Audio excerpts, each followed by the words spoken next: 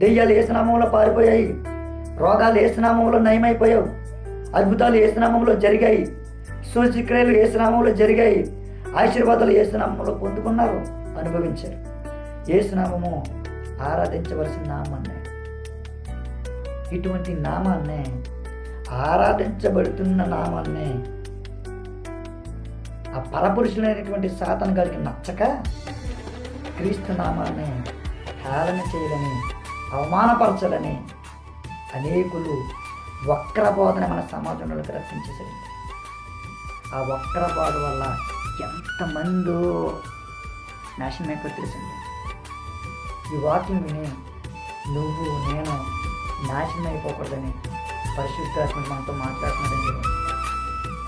సాతాను చొరబడిపోయి సంఘాల్లోకి, మనుషుల్లోకి, సమాజంలోకి బైబిల్ చదవకుండా మనుషులను ఆపలేము, మందిరానికి వెళ్లకుండా మనుషులను ఆపలేము. కనుక వక్రబోధ సంఘంలోకి వస్తే ఆ వక్రబోధ వల్ల అనేకులు దేవుడికి అగ్నితోలిపోతారని వాడు ఒగ్గినటువంటి ఒక ఉచ్చే అపవిత్రమైన బోధ, అబద్ధ బోధ,